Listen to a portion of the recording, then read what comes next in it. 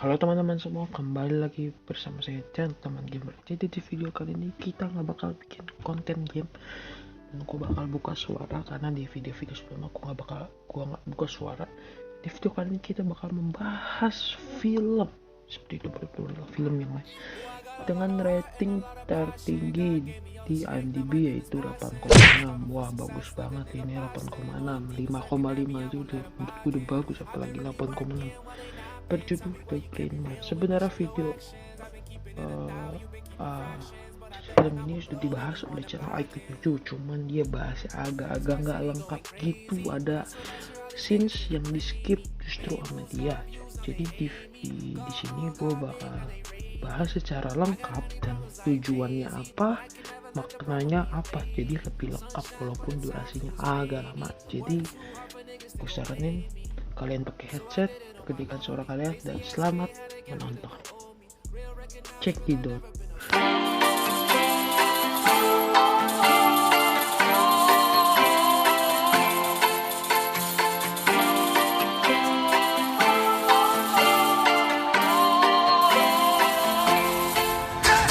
You call me on the telephone, you feel so far away. You tell me to come over, there's some games you wanna play. I'm walking to your house, nobody's home, just me and you and me alone. Film ini dimulai dengan adanya kakek tua yang berada di panti jompo bernama Paul Edgecombe. Dia sudah sangat tua dan memiliki juga banyak teman di panti jompo sana. Suatu saat dia memesan roti untuk menjadi perbekalannya pergi jauh ke suatu tempat, dan ia pun diam-diam pergi ke gubuk kecil yang ada di tengah hutan.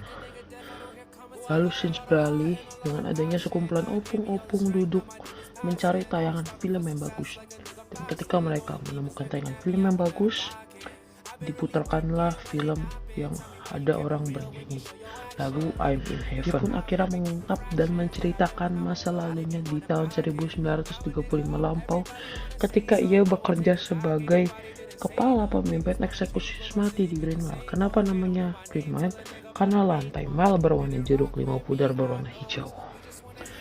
Scenes lalu beralih di tahun 1935, tepatnya di Green Mile, di pekerjaannya Paul. Dia memimpin sebagai kepala pemimpin eksekusi dan anak buahnya yang setia bernama Brutal dan si ganteng Dian. Di sini kita juga bisa tahu bahwa dulu Paul pernah mengalami infeksi saluran kencing yang mengharuskan Paul menghabiskan banyak waktu di WC. Namun anak buahnya tetap menunggu dan selalu setia. Ketika Paul memberitahu yang lain bahwa akan ada tahanan baru di tempat eksekusi itu, Paul langsung mengeceknya dan sangat terkejut karena orang tersebut memiliki badan raksasa atau besar, bahkan lebih besar dari Brutal sendiri. Lalu ada lagi satu anak buah Paul yang songong dan ngeselin bernama Percy. Selama di Mal, ia berteriak Deadman Walking berulang kali sampai Paul menegurnya. Pas Percy disuruh pergi, ia pun sempat mematahkan jari Edward Dale dengan tonfa saktinya. Duh, gila emang tuh orang ya. Tahu tulang ya. Lanjut ketika Paul melepas borgol di tangan orang gak besar itu. Tunggu dulu. Sebelum itu gue akan kasih tahu ke kalian siapa sosok tersebut. Ia adalah John Coffey. Nah, kemudian anak Paul, anak buahnya, dan saya sama-sama terkejut karena saya kira orang ini bakal ngebantu satu squad si Paul. Ternyata beda. Dia malah bertanya apakah lampu di sini tetap terang pas malam. Si Paul menjawab iya. Kenapa alasannya? Karena si John takut sekali dengan kegelapan. Sebelum si Paul pergi mendengar sel si John pun ingin menyalami si bos Paul. Awalnya si Dale melarangnya, cuman Paul tetap melakukannya. Lalu si Paul terkejut karena John Coffey ini hatinya sangat baik, sangat sopan, dan tahu tata krama. Lalu si John pun beristirahat dan tidur. Gak diduga banget ya. Ternyata gak semua yang berbadan besar dan ngeri kayak Balmond jahat loh. Ternyata punya hati yang baik, cuma mukanya aja yang kurang ya dipandang baik. Lanjut. Nah, kenapa si John ini anak baik-baik masuk penjara dan harus dieksekusi? Di catatan kejahatan John yang diberikan Harry kepada Paul Paul membaca bahwa John diduga melakukan pembunuhan kedua gadis kecil John. Dan ketika ayah dari dua anak kecil itu menemukan John bersama kedua anaknya, John memeluk kedua anaknya sambil menangis, lalu ayahnya memukul dan menampol si John itu sampai John menangis. Nah, jadi kan kalian tahu, biar nggak ini kenapa orangnya baik-baik tapi kok masuk penjara gitu. Lanjut, ternyata Paul memiliki atasan dan teman bernama Hal yang mempunyai istri sedang sakit parah. Lalu mereka masing-masing curhat tentang kehidupannya masing-masing. Scenes beralih ketika si brutal melihat seekor tikus kecil dan lucu dan Dean dan Paul menghampirinya. Abis dikasih makan sama brutal, dia langsung pergi ke gudang sempit si tikus. Ketika mereka bertiga mencari tikusnya, mereka kesusahan dia. Karena tikusnya tetap gak ada walaupun sudah dibongkar seluruh isi gudang. Set dah, pinter ya tuh tikus. Otaknya jenius kayak Albert Einstein. IQ-nya berapa deh. Lalu datanglah tikus itu ke tempat Percy. Dan Percy langsung memukul tuh tikus tapi gak kena-kena.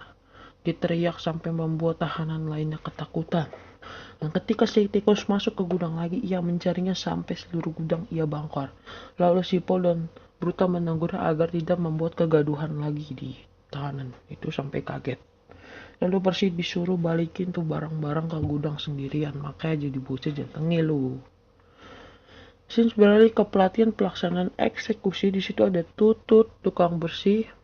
Bukan maksudnya Toto tapi Tutut tukang bersih yang sangat bacot ketika latihan sampai ia mengatakan hal yang sangat toksik ke Paul sehingga membuat anak buah Paul tertawa dan Paul mengancam Tut untuk melakukan eksekusinya secara beneran dan bukan latihan lagi.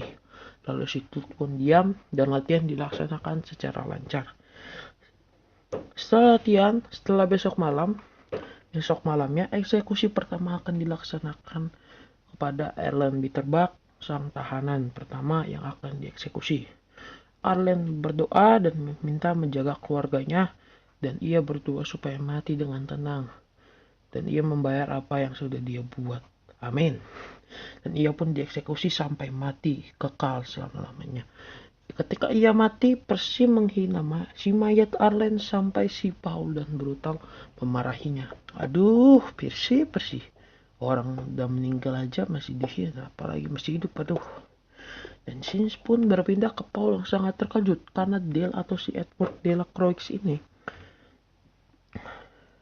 berhasil menjinakkan si tikus waktu itu, layaknya dijadikan tikus sirkus. Dan ia memberi nama tikus itu Mr. Jingles ke tikusnya. Lalu Percy datang dan bilang siapkan tempat tidur yang nyaman tikus. Wah, tumben baik Percy ya. Curiga nih gua.